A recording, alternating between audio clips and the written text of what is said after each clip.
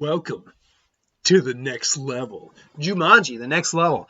So Jumanji Welcome to the Jungle came out, that wasn't last year. Was it? Was it last year? No, it was the same year as The Last Jedi, so it wasn't that last year. It was like the year prior to that. It came out, and look, it looked entertaining, but I think it surprised a lot of us of just how good it really was. And when we heard they're going to make another, we're like, cool, but is it going to seem already used up? Is it going to seem like it's not very original anymore? How are they going to handle this? How are they going to do it? Then we find out that, okay, so we're bringing in new characters. Bodies are going to be swapped again. All right, this could work. But, I mean, is it just going to be, all right, how are they going to continue doing this and all that? And me and Carrie go to see it, and there were points where we were just laughing our asses silly. It really is a worthy successor to the movie prior to this one, Welcome to the Jungle. Right off the bat, is it better than the original? That's a tough call. I think I'm gonna probably say no, but probably in the sense that the gimmick isn't fresh anymore. I mean, they put a new spin on it, absolutely, and it works, but the gimmick is already revealed. Like, we already know what's going to happen. I mean, we knew what was going to happen in the original, too, because of the trailers, but we already knew that this is how it was going to go down, and that the trailers, okay, it's going to be a little different. So the gimmick, the freshness of it isn't quite there. I think because of that, it does lose a little something, and I mean like a little something. But what they do to make it feel, at least, or try to make it feel fresh at any rate, is still very funny.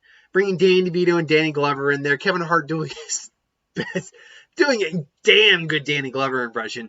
Both Dwayne "The Rock" Johnson and spoilers, there's some other characters. Another act. I'm not going to spoil too much on this, obviously. But there's another character that shows up that Spencer's actually playing, because Spencer obviously goes back into the game. We know this. It's a new character, and they also do a Danny DeVito impression, and that's funny as hell. And then Jack Black. I don't think people know how give Jack Black credit for being as versatile as he is. He goes from being Fridge to being Martha in one scene, to being Bethany, to being Fridge again, to being Bethany. He like runs the gamut, and it works, man. It works. All these characters, all these actors, you can tell they are having the time of their lives doing these movies. They are loving every moment they are on screen. Just enjoying each other. It's clearly they're a group that really gets along with each other. They really have fun. And you can see it. The action is actually really good. The action set pieces, I'd say, are arguably better.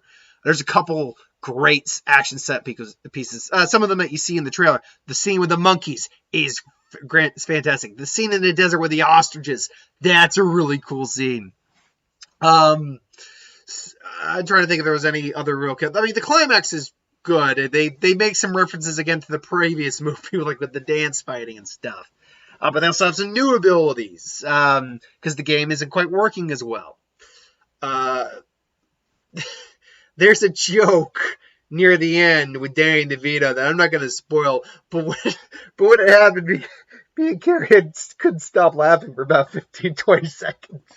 We were just dead laughing at what was happening on screen.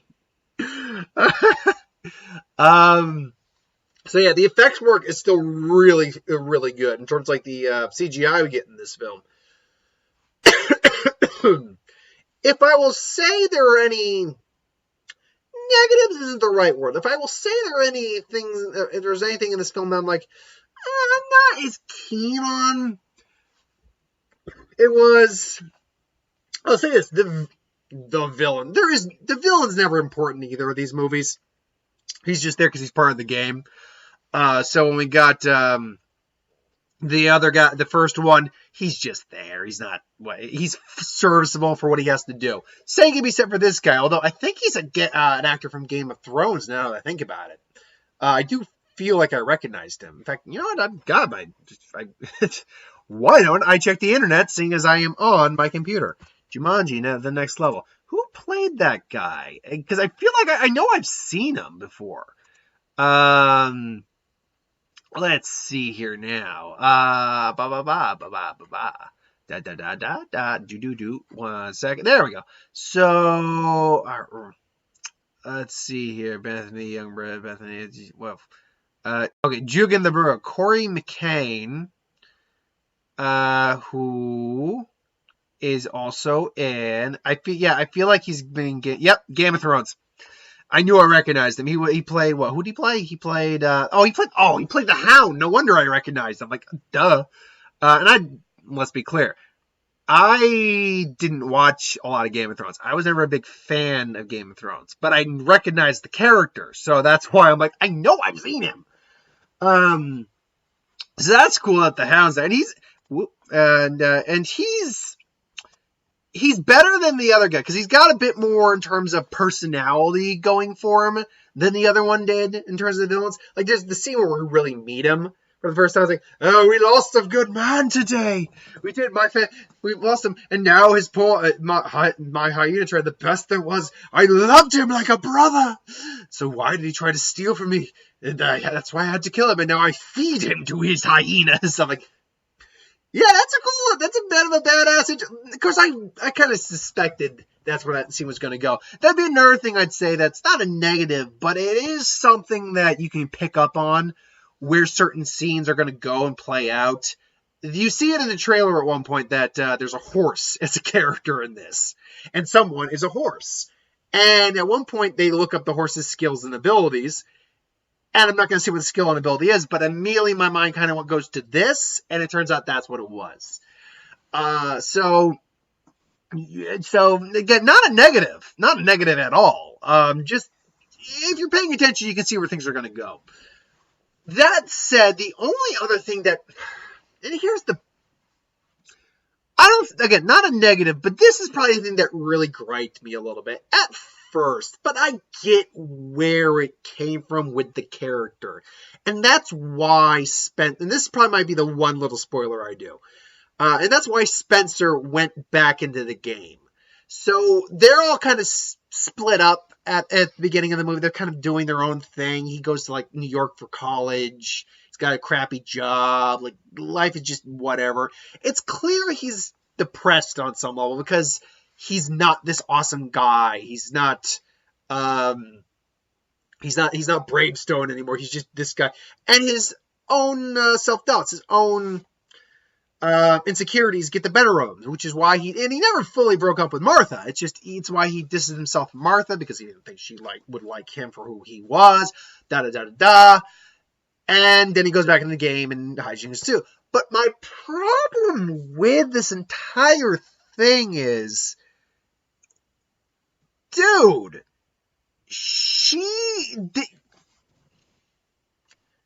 the very end of the movie, you guys get together at the first movie. Now, you even said you could have stayed in the game. You could have stayed in the game and been together and been these awesome, super attractive people. But she flat out looked you in the face as that character and said that's not what she wanted. And then you all went happy. So why would you he says it's because he saw her on Instagram with all these friends and stuff like that. And they had this conversation later in the movie about how, she's just as insecure as him, but when she sees him looking at her, that makes her happy. And it was a very nice scene. In terms of, how it was kind of being portrayed. But at the same time, dude, really? You go into a world where you almost died just so you can feel cool? I as someone who occasionally does have bouts with depression, I can, or at least back in my younger years, feeling of, lack of self-worth or insecurities. I get it, but to put your life on the line for it, that's dumb as hell. And everyone points out that, dude, this was stupid as hell. Why did you come back in here? Like, seriously, what the hell? Like, everyone points it out in the movie. Like, this was dumb, dude. Like, this is dumb.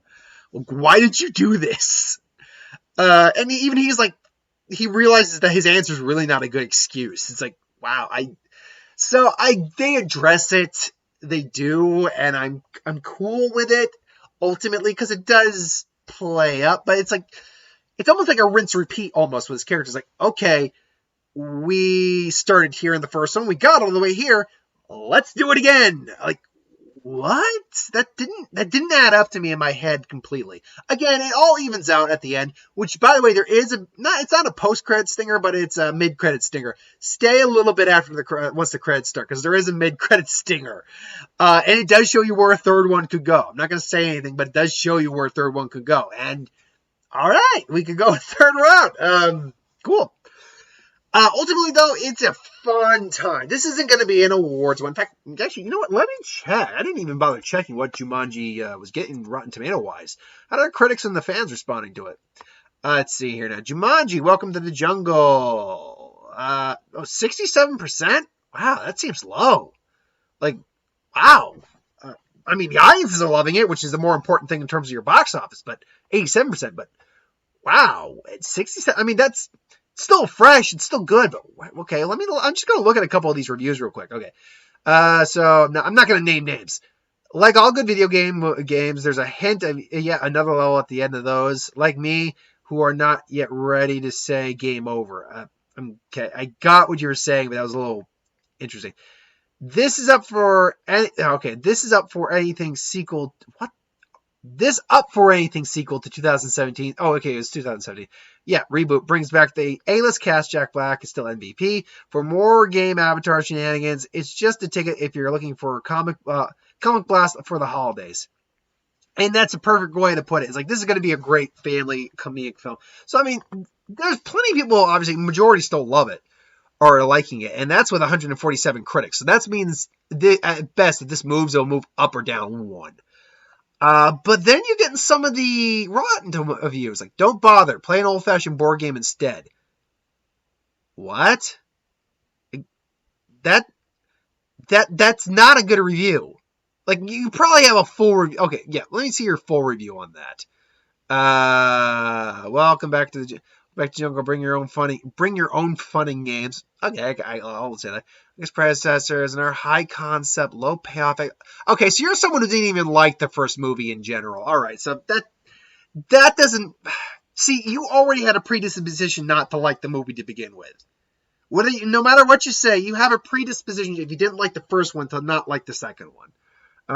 If Jumanji Masterminds insists on all this artificial sweetening, can the next level at least be candy good? What the hell are you people talking about? Like, I don't care if someone doesn't like something, but make sense about why you don't like it. Remember, because that's not a review or saying why you don't like it. That's just a snotty comment. Remember when Scorsese recently just derided Blockbuster for having no connection to actual human psychology? He starts talking about this kind of... What the hell are you talking about? I'm not going to read any more of these, but seriously, what the hell are you talking about? Like, this is why I will reference a critic review, but I don't really look to them for guidance on how good a movie really is. Like, Rotten Tomatoes score, I get it as a general idea of how good and how people respond to it. But again, I've liked plenty of films that had seriously low Rotten Tomato scores. Maybe Superman, Venom. Those are all movies. Godzilla. I liked all of those movies very much. And yeah, so another pointless, and in this case, brainless.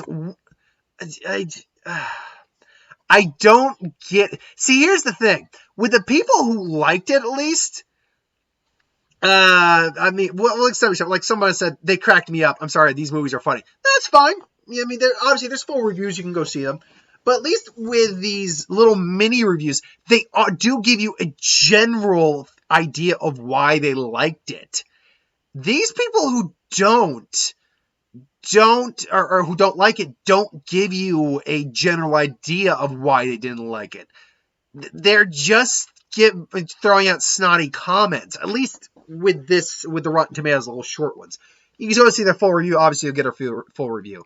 But anyway, I mean, I'm looking at this like, okay, whatever. And look, maybe I'm missing something here. Maybe the first one didn't have that good of reviews. Let me see what the first one got. Jumanji. Jumanji, Welcome to the Jungle. Okay, one second. Jumanji. Yeah, there we go. Welcome to the Jungle. Okay, what did that one get for reviews? Okay, that one had a 76 and another 87 for audience. So it was definitely higher on its Rotten Tomatoes score than this new one. But at the same time, it wasn't like groundbreaking thing. Like, it wasn't 80s, 90s. Wasn't one of the most rave-reviewed movies of the year.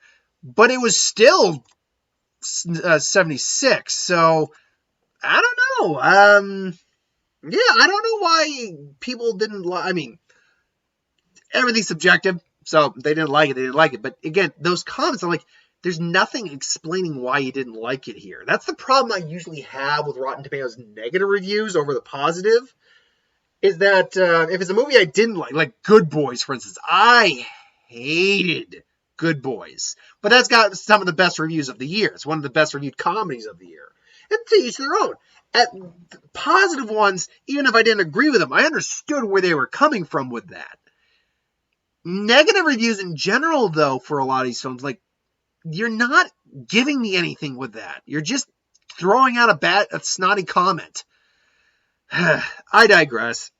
So that's my thoughts on Jumanji: The Next Level. I have kind of just forgone doing trailers at this point. I will say we got the trailer for Ghostbusters Afterlife, which I had seen previously, but Carrie hadn't, and she got all like excited. But I was like, "Yeah, this actually looks really good. Awesome! I hope it's awesome," because me and Mark both liked the Ghostbusters 2016 movie. Didn't do very well, but we liked it. But frankly, if you want my true honest opinion, this is the Ghostbusters movie that should have come out.